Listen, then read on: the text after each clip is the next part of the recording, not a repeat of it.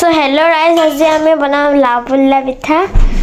First আমি পিঠা গুড়িখিনি আমি ভাজি লৈছো আৰু লাও পানী লাও কোমল পানী লাও সিজাই লৈছো লৈ পেলাই মিক্সিত দি গুড়ি কৰিছো আৰু ভাজি লোৱা পিঠাগুড়িখিনিৰ লগত এনেকুৱাকৈ সানি লৈছো।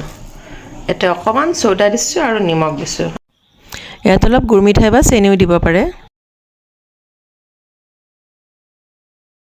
কেৰাহী এটাত তেল লৈ পেলাই এইখিনি গৰম হ'বলৈ দি আৰু এইকেইটা এনেকৈ লাড়ু বনাইছো।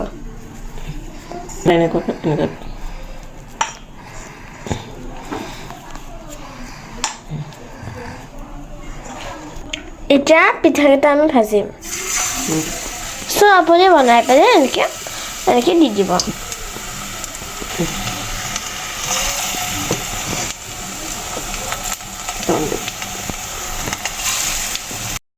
আপোনালোকে এইবিলাক এনেকৈ উল্টাই দিব অলপ অলপকৈ, যোনবিলাক আগতেই দিছিলে। এই পিঠাটো বনোৱা বহুত সহজ হয় আৰু উপকাৰীও হয়, হেল্ডি হয়।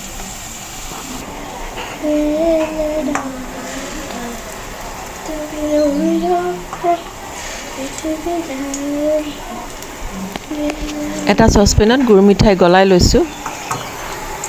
চাওক আমাৰ ইমান সপা পিঠা ইমান জলদি হৈ গ'ল।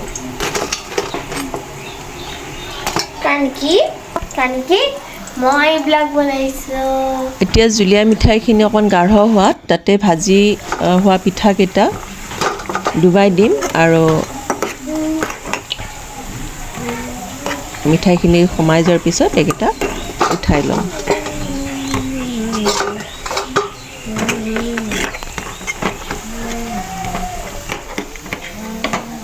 এতিয়া মই বেলেগ বেলেগ শ্বেপৰ বনাই আছো।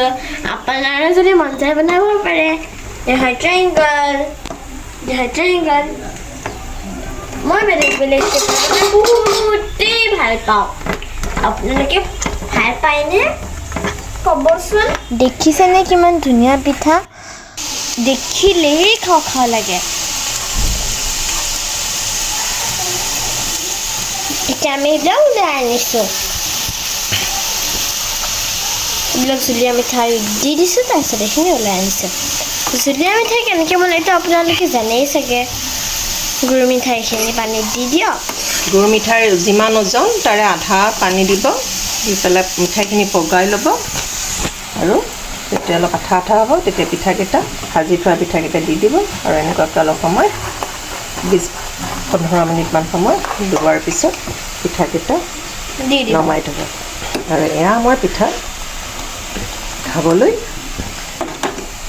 সাজু হৈ গ'ল।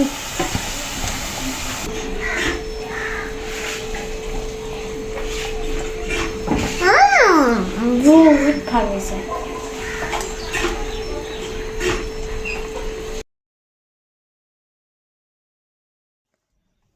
মামা কেনেকুৱা হৈছে কোৱাচোন? ৱাও, য়াম্মি, বহুত ভাল হৈছে।